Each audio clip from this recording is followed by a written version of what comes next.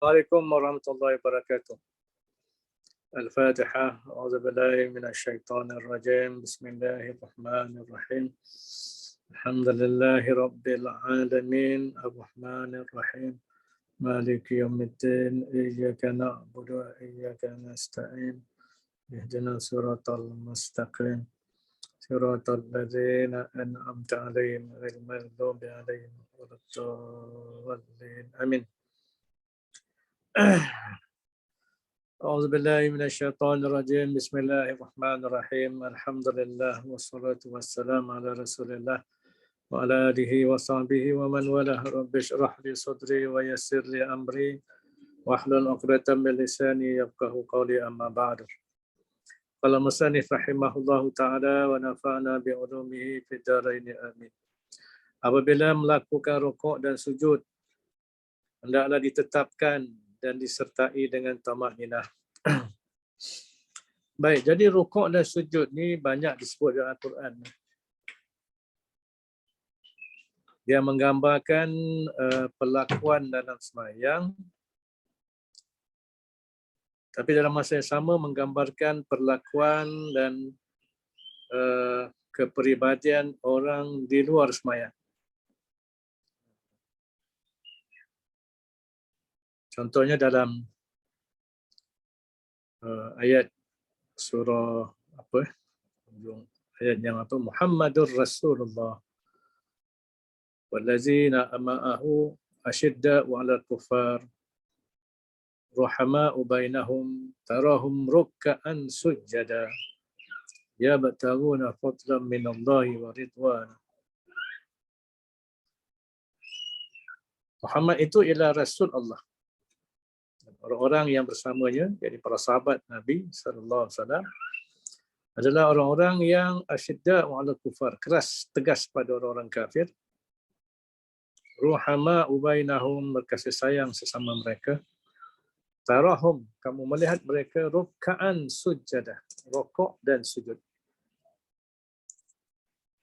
Jadi Syahid Said Qutb mengatakan ayat itu menunjukkan bahawa tarahum ruk'an sujada, kamu melihat mereka rukuk dan sujud. Seolah-olahnya kalau kita baca ayat ni bagaikan kita sedang melihat para sahabat ni bukan sekadar rukuk dan sujud di dalam sembahyang tapi juga di luar sembahyang. Maksudnya perilaku mereka, perangai mereka ialah perangai orang yang rukuk dan sujud. Maka rukuk dan sujud ni menggambarkan perilaku seorang hamba Allah. Seorang hamba Allah yang tunduk patuh pada Allah dan juga menghina diri kepada Allah Subhanahu Wa Taala. Bukan sekadar di dalam sembahyang, juga di luar sembahyang. Ini gambaran kepribadian para sahabat. Sebab itulah kita apabila kita rukuk dan sujud ni sebenarnya kita nak dapatkan dia punya apa istilah dia, intipati rukuk sujud tu. Bukan sekadar di dalam sembahyang, juga di luar sembahyang. Sebagaimana yang disebut tadi, rukuk sujud ni menggambarkan ketundukan, kepatuhan dan juga kerendahan diri serta kehinaan diri seorang hamba kepada Tuhan, kepada Tuhannya.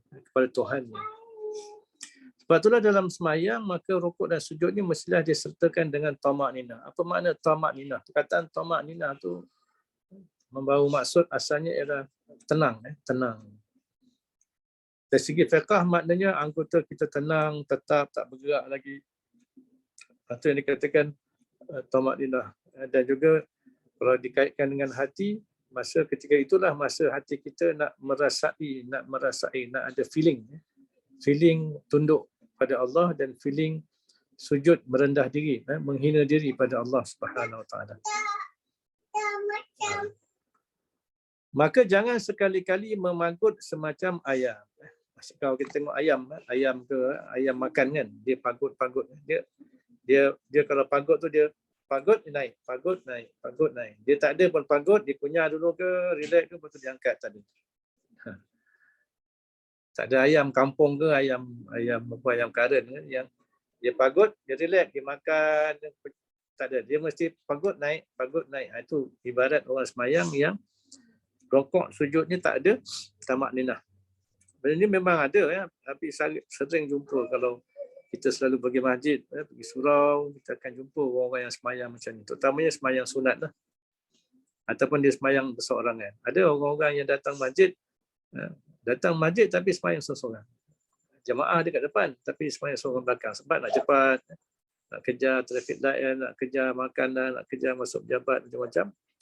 Akhirnya berkejar-kejaran. Bila berkejar-kejaran dengan masa, dengan traffic light, dengan masuk ofis dan sebagainya, akhirnya semayang sekadar untuk melepaskan kewajipan. Bila melepaskan kewajipan, memang susahlah nak dapat khusyuk. Tapi tak kata mustahil dapat khusyuk, tapi susahlah orang macam ini nak dapat khusyuk. Sebab ultimate purpose, ultimate purpose ni apa dalam bahasa Melayu? Tujuan tertinggi lah, yang paling utama dalam sembahyang ni lah kita nak khusyuk sebenarnya.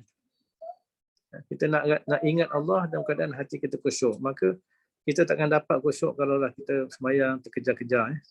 Sembahyang kerana nak cepat dan seumpamanya. Tidak sah sembahyang tanpa tamaninah. Dalam bab rukun memang tamaninah termasuk rukun.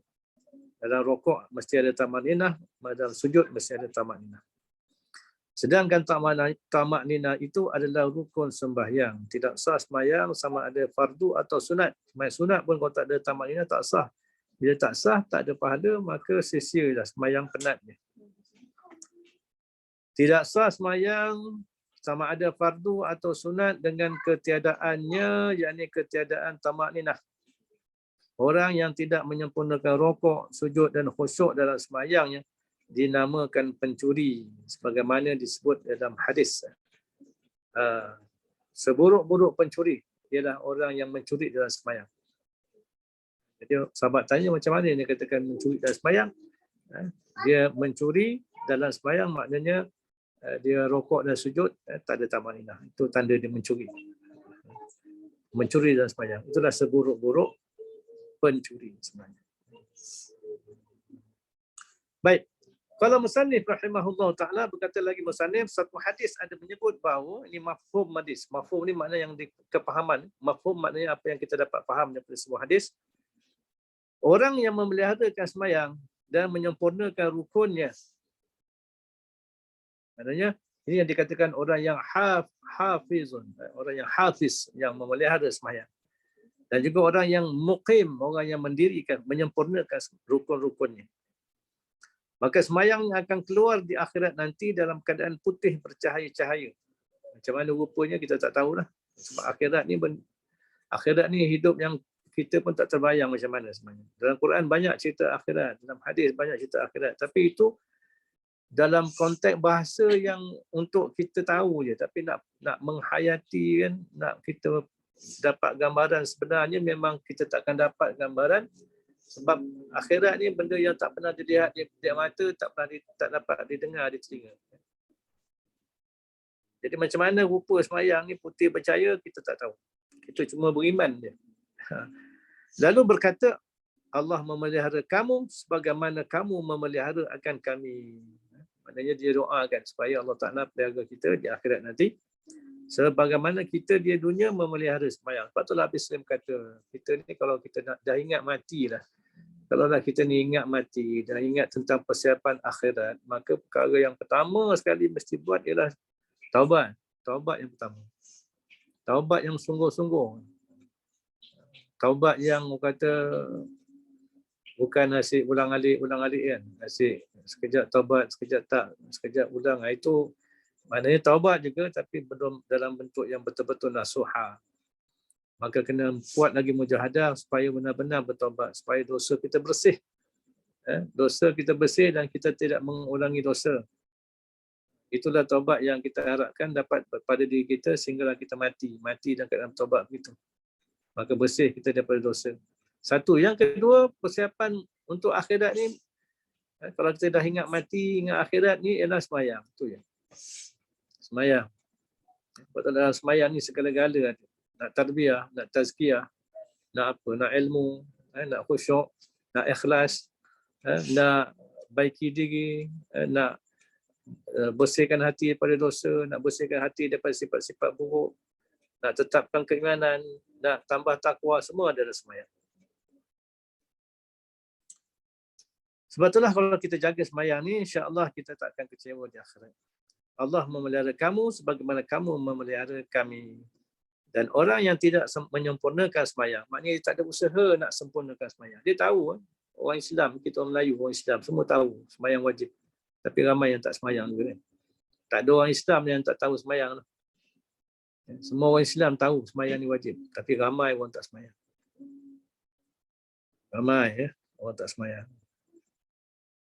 Baik, jadi orang yang tidak menyempurnakan sembahyang, sembahyangnya akan keluar di akhirat nanti dalam keadaan hitam legam. Walaupun dia sembahyang tapi dia tak jaga sembahyang. Walaupun dia sembahyang tapi tak sempurnakan sembahyang. Walaupun dia sembahyang dia mencuri dalam sembahyang. Dalam sembahyang dia tak sungguh-sungguh. Maka sembahyang itu akan keluar dalam bentuk hitam legam. Serta berkata, Allah mensesiakan kamu sebagaimana kamu mensesiakan kami. Sebab amalan sembahyang mula-mula ditanya, maka Allah Ta'ala akan cek sembahyang kita macam mana. Sebab itulah dalam konteks tarbiyah fardiyah. Fardiyah ni maknanya individu lah. Kita kampus dulu tarbiyah jamaah banyak. Usrah lah, tamrin lah, tamsas, tamki, tampan macam-macam kan. Itu semua yang tarbiyah jamaah. Tapi dalam konteks tarbiyah fardiyah, maka asasnya, fundamentalnya adalah sembahyang. Sebab itulah siapa yang tak jaga sembahyang, sebenarnya dia tidak menyempurnakan tarbiyah diri dia. Jadi Allah mensia-siakan kamu sebagaimana kamu mensia-siakan kami. Sebab itulah habis saya sebut, nak sembahyang ni, memanglah sembahyang ni kena on time, sembahyang pada waktunya. Tapi sembahyang awal waktu lah sembahyang paling afdal. Sebab sembahyang awal waktu ni kita akan kejar jemaah masjid ke jemaah surau kan. Bila kita kejar jemaah ni, maknanya kita akan dapat bermacam-macam, berganda-ganda kebaikan. Niat nak pergi masjid, dah dapat pahala. Niat berjalan ke masjid, dapat pahala.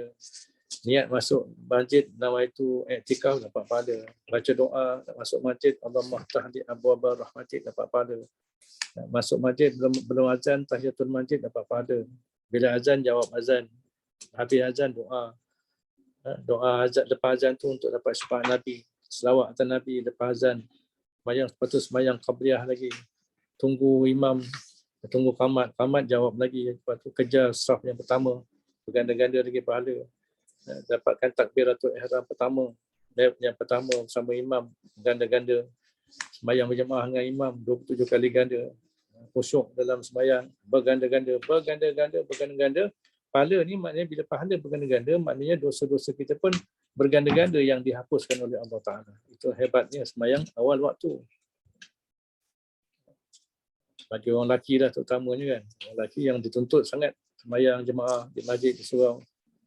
Itulah kita ni, dari segi tarbiyah fardiyah, walaupun kita jauh jemaah ke, kita jauh daripada usrah, jauh daripada kawan-kawan kita sejemaah dan sebagainya, tapi tarbiyah kita di kampung, di rumah kita, di taman rumah kita tetap ada untuk hadir sembahyang jemaah di surau, di masjid. Itu adalah syiar Islam yang tak boleh kita tinggalkan. Baik. Kemudian digulungkannya sembahyang itu seperti kain buruk lalu dipukul ke mukanya. Maknanya tak ada makna lah. Tak ada makna. Bila dah digulung macam kain buruk, dipukul ke muka, tak ada makna. Itu yang orang begini yang besok menyesal ke akhirat. Minta nak balik ke dunia. Kalau dia ada harta setinggi 3 gunung emas pun, masa itulah dia sanggup nak bayar pada Tuhan untuk dapat balik ke dunia. Walaupun sekejap nak beramal balik. Menunjukkan bahawa amalan dia lah kat dunia. Kat dalam kubur dah tak ada amalan. Di pada masyarakat besok dah tak ada amalan. Sebab di pada masyarakat, di akhirat tu adalah hari untuk, bukan hari untuk amal ibadat, tapi hari untuk siasat.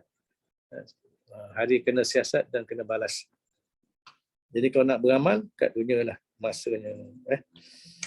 Baik. Kalau musannif rahimahullah ta'ala pada suatu hadis Nabi SAW menyebut, sesungguhnya sembahyang itu hendaklah menetapkan segala anggota dan kelakuan serta mengkhusyuk dan mengkhudukkannya. Mengkhusyuk dan mengkhudukkannya. Apa makna mengkhuduk? Khuduk ni maknanya ketundukan hati. Khudu' maknanya ketundukan hati. Poin dia, di antara yang kita munyah kita, apa ini sebut kata munyah. Munyah kita, idaman kita, harapan kita yang kita nak bila kita sembahyang antaranya ialah khusyuk dan juga khudu'. Hati yang khusyuk ialah hati yang takut pada Allah, hati yang yang tertumpu pada Allah, hati yang sentiasa kembali pada Allah, itu hati yang khusyuk. Dan khudu' ialah hati yang sentiasa tunduk, patuh dan merendah diri, menghina diri pada Allah Subhanahu Wa Taala. Ini di antara munyah yang kita kena cita-citakan yang kita nak dapat dalam sembahyang. Dan tak kala Nabi SAW melihat seorang lelaki bermain-main dengan janggutnya dalam sembahyang, maka baginda bersabda, "Jikalaulah khusyuk hati lelaki ini, nescaya khusyuklah segala anggotanya." Jadi maknanya orang yang dalam sembahyang main-main pintar-pintar janggut lah, main konon nampak standard kan, nampak standard, nampak macam orang alim, nampak macam orang ahlul ibadah sembahyang, kemudian urut janggut kan. Sebenarnya orang begini bukannya khusyuk sebab kalau hati dia khusyuk, tangan dia takkan bergerak. Mata akan pandang tempat sujud, badan takkan bergerak. Itu tanda orang khusyuk. Itu sekurang-kurangnya khusyuk dalam fiqh. Kalau main janggut ni takkanlah khusyuk. Apa yang dinyatakan oleh Nabi SAW itu ialah khusyuk anggota itu daripada khusyuk hati. Maknanya dia ada kaitan. Fizikal dengan hati itu ada kaitan. Tiada sempurna sembahyang dengan ketiadaannya, yakni ketiadaan khusyuk. Baik khusyuk hati ataupun khusyuk anggota. Baik, orang-orang salafus salih. Apa makna salafus salih? Yakni orang-orang yang terdahulu, orang yang terdahulu. Salaf ni golongan yang 300 tahun pertama. Para sahabat, tabi'in, kemudian tabi'in. Itu dia katakan golongan salaf. Yang lepas daripada itu, zaman yang ke-400, 500 dan sampai hari ini disebut sebagai zaman khalaf. Khalaf. Itu perbezaannya. Jadi Imam Ghazali semua tu ikutkan tahun dia termasuk zaman khalaf. Walaupun setengah ulama memasukkan zaman Imam Ghazali itu ke dalam zaman salafus salih juga. Itu pandanganlah ulama membahas sama mereka kan. Tapi yang confirmnya memang 300 tahun itu termasuk dalam golongan salaf. Jadi orang-orang salafus salih kerana terlalu khusyuk dengan sembahyangnya hingga ada yang dihinggapi burung di atas kepalanya menyangka turus pagar. Maknanya burung ingatkan orang yang sembahyang ni macam tiang pagar. Kerana apa? Kerana tetap dan lama qiyam serta sujudnya. Burung pun boleh hinggap ke atas kepala dia sebab ingatkan tiang pagar. Tapi kalau jenis orang yang urut janggut tadi, burung takkan hinggap atas kepala dia sebab dia urut janggut. Tambah kita kalau masa sembahyang kita tak off kan handset, bunyi call lah, bunyi orang WhatsApp lah, lagi mengganggu kan. Tangan kita sibuk nak menjawab. Tutup WhatsApp lah, tutup handphone. Maka semua ni memang menghilangkan khusyuk. Bila hilang khusyuk, walaupun khusyuk ni hukumnya sunat. Sunat dalam sembahyang khusyuk ni. Dia tak jadi rukun. Maknanya kalau orang sembahyang tak khusyuk, sah sembahyang, cuma tak dapat pahala. Jadi rugilah je. Rugi orang tak sembahyang tak dapat khusyuk. Sekadar penat dia. Baik. Ada pula yang berkata kepada ahli keluarga dan anak buahnya, apabila aku masuk sembahyang, berbuatlah apa sahaja yang kamu kendaki. Seperti mengangkat suara dan hingar-bingar, maknanya nak ketawa ke, nak bergurau senda sebagainya. Sebab kata dia, aku tidak tahu lagi apa yang berlaku bila aku bersembahyang. Ini tanda khusyuk orang, sembahyang. Macam kita lah, kita tak khusyuk sembahyang, kita khusyuk tengok cerita kan. Khusyuk dengan nasyid lah, khusyuk dengan cerita kat TV, cerita drama sebagainya. Sampai orang lalu kiri kanan pun tak sedar. Itu khusyuk dunia kita. Tapi sembahyang, kita susah nak dapat khusyuk. Jadi oleh kerana itulah, macam mana dapat khusyuk? Antara punca orang dapat khusyuk sebenarnya tak sungguh-sungguh. Dia tidak bersusah payah, tidak bersungguh-sungguh, tidak berusaha keras untuk dapat khusyuk. Jadi itu yang akhirnya nafsu yang menguasai kita. Bila nafsu menguasai kita, itu nafsu ingat macam-macam, nak makan, nak minum, nak pergi kedai, nak pergi pasar raya, nak pergi farmasi, nak pergi pasar, nak beli apa, nak pergi sarapan, macam-macam sebab nafsu yang nak benda tu. Itu yang nafsu menguasai hati, maka hilanglah khusyuk daripada hati. Maka macam mana nak hadapi, memang kita kena mujahadah, sungguh-sungguh. kena berusaha keras, sungguh-sungguh. Kalau semayang tu rakaat pertama khusyuk, rakaat kedua tak khusyuk, maka kena sungguh-sungguh lawan supaya balikkan hati kita balik pada khusyuk. Maka rakaat ketiga dapat khusyuk, rakaat keempat dapat khusyuk. Itu caranya kita berlawan. Memang menama mujahadah ni maknanya berlawan. Baik. Dan ada daripada kalangan sahabat Nabi yang diridai Allah. Radhiyallahu anhu tu maknanya yang diridai oleh Allah. Bersemayang dalam kebun tamarnya, kebun kurmanya. Tengah-tengah semayang tu maka terbang burung dari satu pokok ke satu pokok tamar. Maknanya dia memerhatikan burung-burung tu. Memang semayang dalam kebun nampak burung terbang kan. Jadi dia leka memerhatikan burung.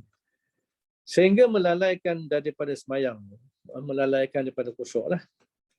Bila dia menyedari kelalaian itu, sahabat ni, dia merasakan harta itu menyusahkan dia. Dia merasa harta dia, maknanya kebun tu, melalaikan dia dan menyusahkan dia. Sehingga dia lalai daripada mengerti Allah. Lalu semua kebun itu disedekahkan untuk jalan Allah. Dia lepas semayang tu, dia sedekahkan pada jalan Allah. Kita sebab kebun ni banyak melalaikan daripada ingat Allah. Kan? Kenapa? Kerana melalaikannya daripada semayang. Itu sahabat lah, mampu sampai buat begitu kan. Kalau kita susah lah kan. Azad susah. Semayang ingat apa? Ingat rumah baru. Bila ingat rumah baru ni melupakan aku dengan melalaikan aku daripada khusyuk. Kita pun sedekah lah rumah baru. Teringat kereta baru, kita pun sedekah kereta baru. Sedekahkan isteri baru Aizat. Abi tak nak sebut, tapi ada orang sebut kan, macam mana kan. Saya ulaskan je lah, tolong ulas. Bawa beli apa tu, telefon apa, telefon baru ni, baru, teringat sedekah lah telefon baru. Macam-macam yang kita ingat semua kita sedekah, habislah. Tak ada apa dah pada diri kita. Kan? Jadi itu level sahabat lah. Level kita tak sampai begitu. Baik, demikianlah kelakuan salafus saleh kerana mengetahui kebesaran semayang. Sebab dia orang ni semayang dan dia nakkan munia tu. Apa yang dia nak capai? Dia nak khusyuk, dia nakkan kedamaian hati, dia nakkan kekuatan hati, dia nakkan hati dia bersih, dia nak hati dia penuh dengan ketakwaan, dia nak hati dia penuh dengan keimanan, dia nak banyak ingat Allah, dia nak ingat akhirat. Itu yang dia nak capai. Maka oleh kerana itu dia bersungguh-sungguh nak dapatkan khusyuk. Macam kita ni, kita tak nampak benda tu. Kita tak rasa kita perlukan benda-benda tu. Kita rasa sebab dalam hati kita banyak yang lain daripada perkara-perkara yang seperti itulah. Jadi itu kelemahan kita. Maka oleh kerana itu bukan makna kita kena mengalah. Selagi kita hidup ni, agi ngelaban. Selagi hidup kita kena berjuang lah. Kena bermujahadah lah untuk dapatkan. Sampailah kita mati maksud. Baik, demikianlah kelakuan salafus saleh kerana mengetahui kebesaran semayang dan amat tinggi kedudukan semayang di sisi Allah dan Rasulnya. Besok ke akhirat, bila kita nak masuk mahkamah Allah dan masuk mahkamah Allah, kena cek semayang, masa itulah kita akan tahu betapa besarnya, betapa bernilainya semayang kita kat dunia. Masa itulah kalau orang yang lalai semayang, orang tak semayang kat dunia, maka dia akan menyesal. Tapi itulah menyesal di akhirat dan tak berguna. Kalau nak menyesal, selagi kita hidup, masih bernapas dah, kita kena menyesal dan berusaha memperbaiki semayang kita. Baik, qala musannif rahimahullahu ta'ala, kebesaran dan ketinggian semayang. Setengah ulama mengatakan, telah sampai kepada kami hadis bahawa Allah, ini pun banyak jenis ulama yang bawa mafhum hadis, bahawa Allah membahagikan sekalian amalan semayang kepada 40 saf malaikat.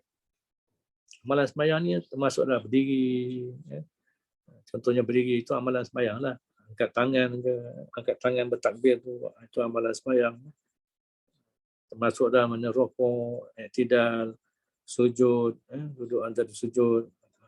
Itu semua dikatakan amalan. Termasuklah takbir dalam semayang, zikir-zikir itu dikatakan amal semayang. Jadi kata ulama ni, setengah ulama, bahawa semua amalan semayang ni Allah Ta'ala beri kepada 40 saf malaikat. Pada tiap-tiap saf ada 70,000 malaikat. 10 saf berdiri tiada rukuk. Ada 10 saf yang dia malaikat berdiri je. Berdiri daripada dia dicipta, dia berdiri. Sampailah kiamat. Kerja dia berdiri je. Sebab berdiri ni termasuk amalan sembahyang kan. Ada 10 saf lagi rokok, tiada sujud. Dia rokok, tunduk. Malaikat ni Allah Ta'ala jadikan untuk rokok. Tak buat lain lah. Punya taat malaikat ni. Malaikat ni hamba Allah yang apa? Yaf'aluna ma tu'marun. Mereka sentiasa melaksanakan apa yang diperintahkan pada mereka. Kemudian ada 10 saf sujud, tiada angkat kepala. Dia sujud dia. Tak angkat kepala. Sikit pun tak angkat. Sebab malaikat ni tak fikir makan, tak fikir minum, tak fikir dia lelaki ke, dia perempuan ke, dia nak ada anak ke, dia nak pergi kedai, tak fikir. Sebab malaikat makhluk yang paling taat pada Allah. Dan 10 lagi duduk tiada berdiri. Duduk tiada berdiri. Maka sekalian amalan malaikat itu dihimpun bagi hamba-Nya yang mukmin dalam 2 rakaat sembahyang yang dikerjakan. Maksudnya dalam 2 rakaat sembahyang seorang hamba Allah tu, kita hamba-hamba Allah ni bila sembahyang, dalam sembahyang ada berdiri, dan sembahyang ada rukuk, dan sembahyang ada sujud, dan sembahyang ada berdiri, duduk. Dalam 2 rakaat pun dah cukup dah semua tu. Amalan-amalan yang ada 40 saf malaikat. Maka maknanya itulah ketinggian solat kita umat akhir zaman. Hebat ni. Maka fikirlah betapa besar ni pemberian Allah dan kurniaannya kepada sekalian hamba-Nya yang mukmin. Maknanya apa? Maknanya kalaulah kita ni tak ambil pot juga benda ni, tak ambil perhatian juga perkara ni, kita tak peduli, kita masih lalai lagi dengan dunia kita, kerja kita, sampai tak jaga sembahyang, sampai melalaikan sembahyang. Memang istilahnya kita ni tak bersyukurlah kepada Allah. Kita tidak menghargai pemberian Allah Ta'ala pada kita. Allah Ta'ala bagi kita sembahyang ni ibarat macam apa? Satu hidangan kan, hidangan daripada langit. Maka kitalah yang kena ambil hidangan ni. Yang makanannya, minumannya, berbagai-bagai rasa kan. Kitalah kena ambil dan kita manfaatkan untuk diri kita, baik di dunia maupun di akhirat. Baik. Qala musannif rahimahullahu taala, menurut riwayat Jabir dan Mu'adz, tak kala Rasulullah sallallahu alaihi wasallam dinaikkan ke langit, beliau melihat ada pada langit dunia malaikat berdiri selama-lamanya. Ini masa Isra Mi'raj. Nabi diperlihatkan dengan malaikat yang berdiri selama-lamanya. Mereka dijadikan Allah berzikir kepadanya, kepada Allah dengan tiada rokok. Rokok pun tidak, diri je. Baik. Dan pada langit yang kedua, ini tadi langit dunia. Langit dunia ni langit pertama lah. Makna langit pertama ni langit yang kita nampak bulan, bintang, planet ni kan. Itu langit pertama. Mana ada malaikat yang kerja berdiri je. Pada langit yang kedua, mereka rukuk selama-lamanya dengan tidak mengangkat kepala. Pada langit ketiga, mereka sujud kepada Allah dengan tiada mengangkat kepala, melainkan ketika Rasulullah SAW memberi salam kepada mereka. Maka diangkat kepala kerana menjawab salam Rasulullah SAW. Maknanya malaikat ni diperlihatkan. Allah perlihatkan rupa malaikat pada Nabi SAW. Kemudian sujud pula selama-lamanya lepas jawab salam Nabi. Kerana inilah dituntut 2 kali sujud pada tiap-tiap rukuk, tiap-tiap rakaat. Maknanya sebab malaikat ni dia sujud pertama, lepas tu Nabi beri salam, dia angkat, jawab salam, lepas tu rukuk balik. Itulah mungkin ada hikmah. Kita sembahyang pun ada 2 kali rukuk. Kerana inilah dituntut 2 kali sujud pada 2 kali rukuk, 2 kali sujud. Kerana inilah dituntut 2 kali sujud pada tiap-tiap rakaat. Pada langit yang keempat, mereka selama-lamanya bertasyahud. Pada langit yang kelima, mereka mengucap tasbih dan berzikir selama-lamanya. Maknanya kalaulah kita ni boleh dengar dah ucapan-ucapan zikir, tasbih malaikat ni, yang ada kat langit, yang ada kat bumi ni pun, seluruh makhluk Allah ni kan bertasbih. Sabbaha lillahi ma fis samawati wa ma fil ard. Bertasbih apa-apa yang di langit dan apa-apa yang di bumi. Segala makhluk di langit, segala makhluk di bumi, semua bertasbih. Kalaulah kita boleh dengar tasbih-tasbih mereka ni, sudah pastilah kita akan merasakan betapa gegak gempitanya alam ini. gegak gempitanya alam ni dengan tasbih, dengan zikir, dengan tahmid dan sebagainya. Sebab itulah orang yang tak bersama dengan gegak gempitanya tasbih, zikir, makhluk seluruh dunia ni, kita ni zalim lah. Zalim kita kalau kita tak bersama menyertai mereka. Memuji, mentakdiskan Allah Subhanahu Wa Taala. Baik. Pada langit yang kelima mereka mengucap tasbih dan berzikir selama-lamanya, dan pada langit keenam mereka mengucap takbir selama-lamanya, dan pada langit yang ketujuh mereka mengucap ya salam semasa Allah menjadikan mereka. Ini dalam hadis yang diriwayatkan oleh Jabir dan Muaz. Rasulullah sallallahu alaihi wasallam bercita-cita dan ingin supaya dijadikan untuk dirinya dan umatnya seperti semua ibadat para malaikat yang di langit itu. Yang 7 lapis tadilah. Maka Tuhan yang Maha mencipta, Al-Khallaq, lagi Maha mengetahui, Al-Alim, tahu cita-cita Nabi ni. Inilah maknanya jiwa seorang Nabi untuk umat dia. Sejak azali lagi, lalu ia Allah menghimpunkan segala ibadah para malaikat di 7 petala langit itu ke dalam 2 rakaat sembahyang kerana memuliakan Nabi dan umatnya. Itu baru 2 rakaat sembahyang. Maknanya Allah Ta'ala memfardukan kita 17 rakaat sembahyang sehari semalam. Kata Muaz dan Jabir, sesiapa yang berdiri dalam sembahyang serta membesarkannya, maknanya mengutamakan sembahyang, menyempurnakan sembahyang, memelihara sembahyang, dan ditunaikan segala rukun dengan ilmu, dengan sempurna, rukuk dan sujudnya dengan ilmu dan dengan sempurna, maka diperuntukkan baginya pahala para malaikat di 7 petala langit dan sekalian makhluk Allah yang berada di dalamnya. Maknanya, ini kalau Allah Ta'ala terima sembahyang kita. Itu hebatnya sembahyang. Besar pahala sembahyang. Betul lah. Bila Allah Ta'ala beri kita pahala yang besar ni, maksudnya apa? Maksudnya besok di akhirat, Allah Ta'ala bukan sekadar beri pahala, tapi ganjaran syurga ni pun besar. Sebab Allah Ta'ala ni maha kaya. Tak ada sempadan kaya Allah Ta'ala. Tak ada sempadan alim, ilmunya Allah Ta'ala. Maka memang kita takkan tergambar macam mana keadaan syurga. Sebab Allah Ta'ala ni dia bila sayang dan kasih pada hamba-hamba dia, dia akan beri rahmat dia, maka itulah yang kita akan dapat rasa insya-Allah di akhirat nanti. Kalau musannif rahimahullah taala, asal usul sembahyang dan hikmah ditentukan waktu dan bilangan rakaat. Wallahu a'lam bishawab.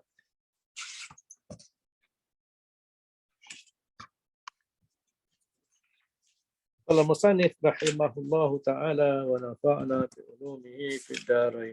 Amin.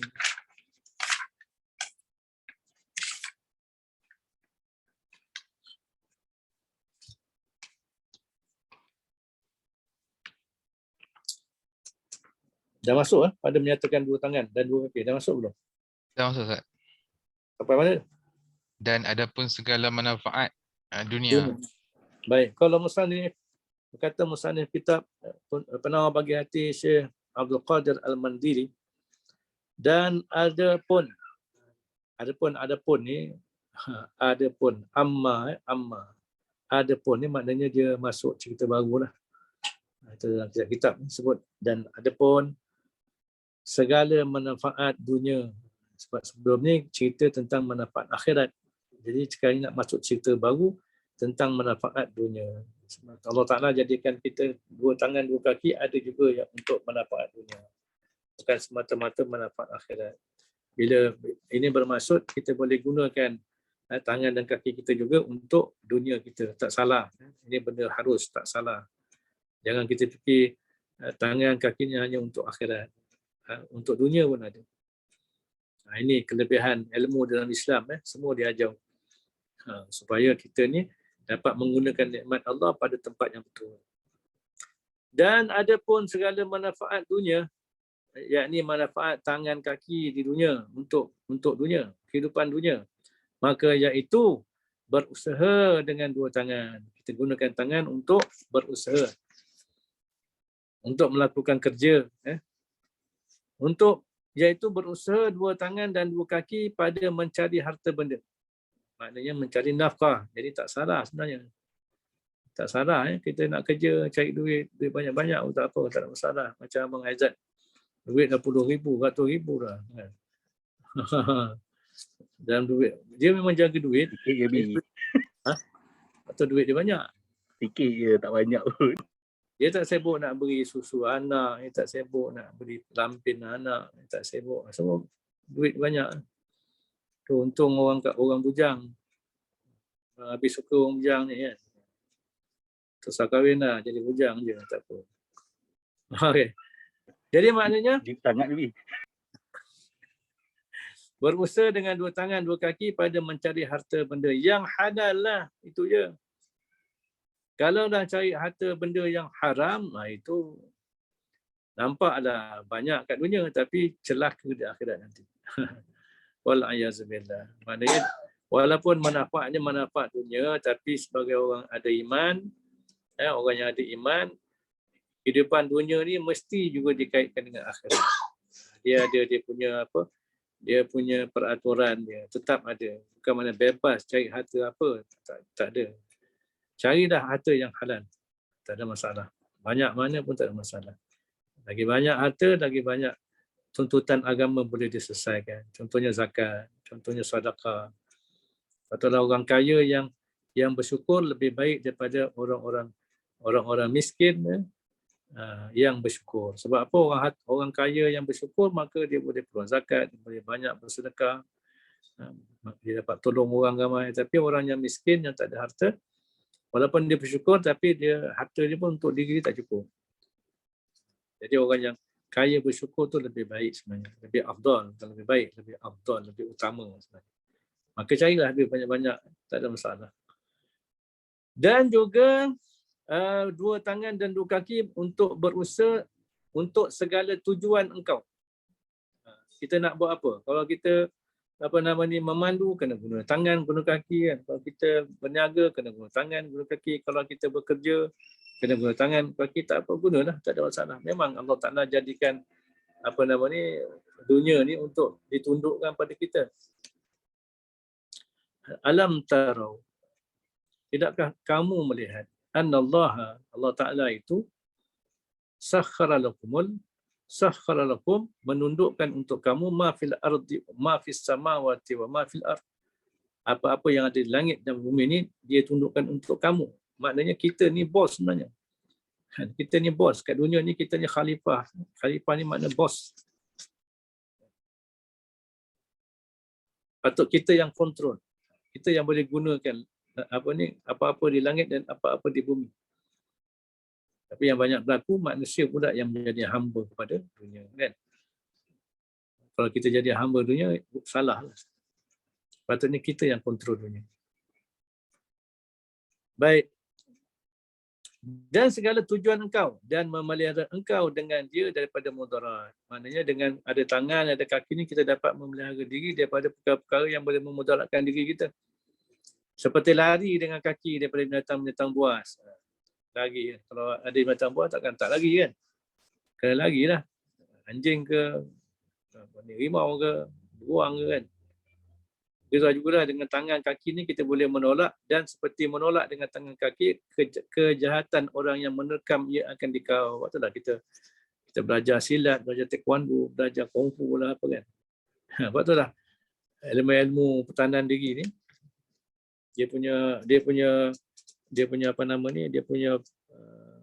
asasnya mudah je. Asasnya mengelak, tepis, tangan kaki kan. Lepas tu menumbuk, menyerang, semua guna tangan kaki. Kat tangan ni ada banyak senjata kan. Ada cocok, ni senjata.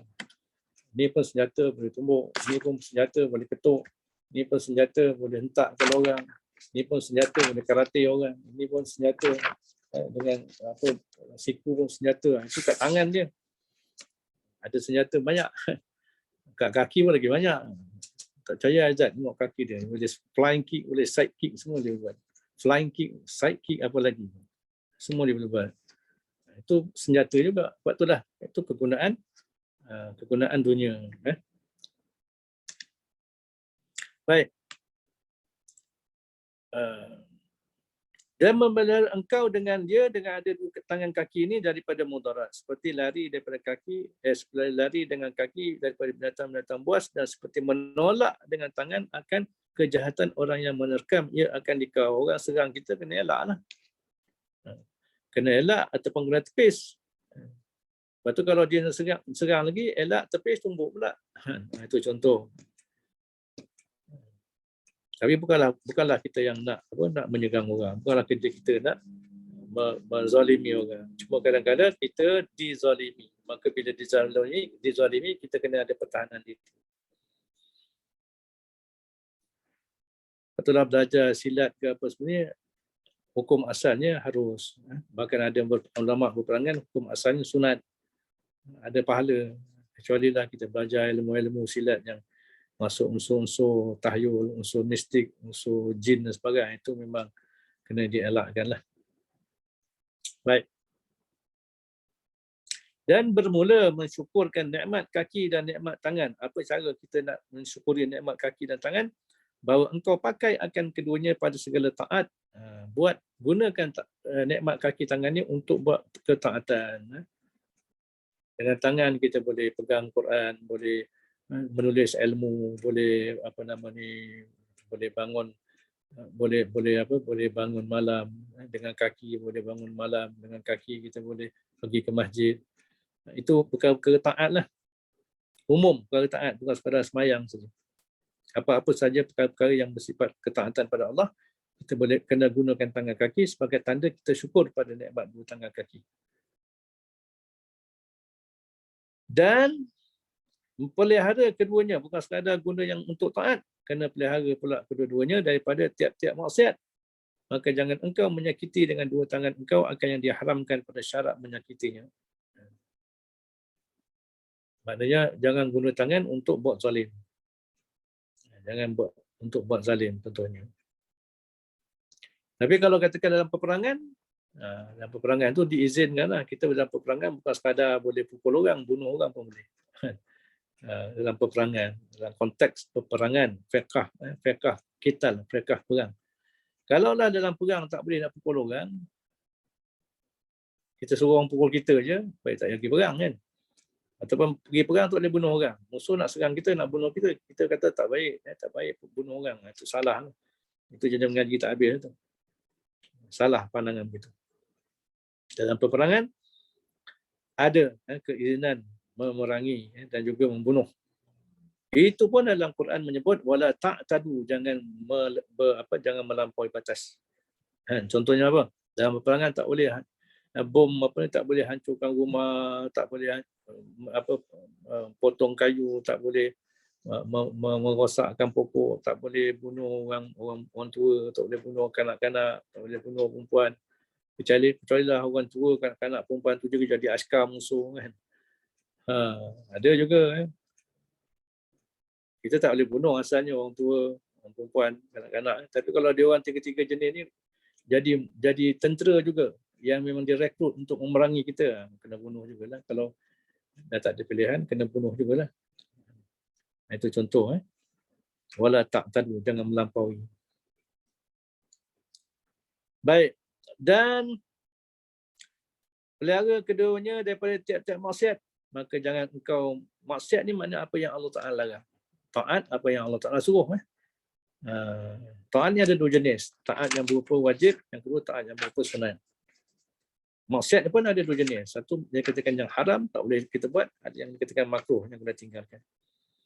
Maka jangan engkau menyakiti dengan dua tangan, engkau akan yang diharamkan pada syarak menyakitinya. Dan jangan engkau khianat dengan kedua kaki tangan akan orang yang dipercaya engkau dengan dia. Sebab ramai orang yang buat khianat menggunakan tangan dan kaki. Kawan tapi khianat. Contohnya, kawan kita beri kita harta untuk simpan, kita gunakan untuk kepentingan diri. Bila guna untuk kepentingan diri, memanglah kita gunakan tangan dan kaki lah. Itu contoh khianat. Dan jangan engkau pegang dengan melainkan yang akan yang haram. Jangan engkau pegang dengan kedua tangan ni dan kaki melainkan akan yang haram. Apa maksud tu?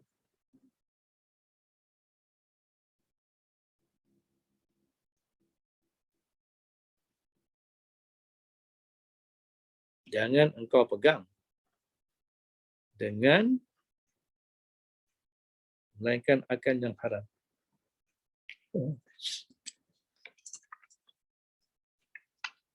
Mungkin dia salah pun. Typo agaknya ni. Sepatutnya ayat ni apa? Kalau kita nak betulkan, sepatutnya jangan engkau pegang. Jangan engkau pegang haram lah.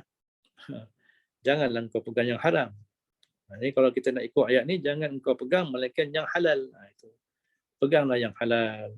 Isteri contohnya nak pegang, tak apa, halal. Yang haram jangan pegang. Itu jangan dipaham lah. Mungkin ayat ni ada typo, wallahualam. Tandakanlah. Gariskan, mungkin tu ada, mungkin ada typo kan. Tapi maksud yang kita boleh faham, sepatutnya kita hanya pegang pegang orang yang halal, pegang anak, pegang isteri dan sebagainya yang halal. Dan jangan engkau tulis dengan keduanya akan yang dilarang daripada yang memberi mudarat akan orang Islam.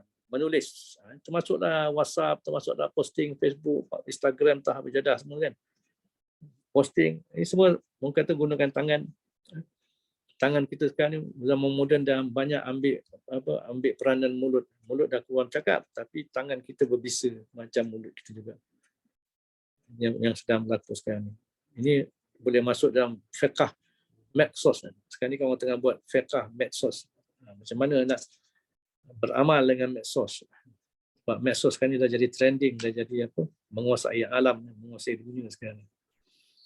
Nak tolak tak boleh, tapi macam mana fiqh penggunaannya. Ini antaranya lah. Mana jangan engkau menulis dengan keduanya tangan akan yang dilarang daripada yang memberi mudarat akan orang Islam, sama ada mudarat pada akidah, mudarat pada kehidupan dan seumpamanya. Dan daripada ilmu yang diharamkan seperti sihir, tulis buku bab sihir kan, kit of magic. Tapi magic kalau magic biasa tak pun ni magic sihir. Sebab sihir ni walaupun setengah ulama mengatakan, ada yang mengatakan halal, harus belajar, mengamal tu yang haram. Tapi itulah bila kita belajar pun takut-takut benda ni membawa, contohnya kita menjemput kedatangan syaitan, kedatangan jin yang kadang-kadang tak mampu kita nak hadapi. Maka lebih baik kita elakkan. Mengelakkan lebih baik. Dan jangan engkau berjalan dengan kaki engkau kepada tempat yang haram. Sepatutnya tempat yang halal. Masjid, surau, kelas, kuliah, kelas online, contohnya lah. Dan kepada tempat orang yang zalim, melainkan kerana darurat. Pergi tempat orang zalim, raja yang zalim, sultan yang zalim, menteri yang zalim, pemimpin yang zalim, nak menuntut kedudukan, menuntut harta, jangan. Cenderung pada orang zalim pun jangan. Wala tarkanu ilal ladzina zalamu fatamassakumun nar. Jangan cenderung pada orang zalim. Kalau cenderung pun tak boleh, redha dengan orang zalim lagi tak boleh lah. Melainkan kerana darurat. Ada juga keadaan darurat. Mungkin kita sekarang ni tak berasa sangat. Besok kita anak-anak kita, antara kita anak yang paling tua pun Abang Muhsin kan, anak yang paling tua baru tengah tahun apa. Besok kadang-kadang kita besok anak tingkatan 3 Ustaz.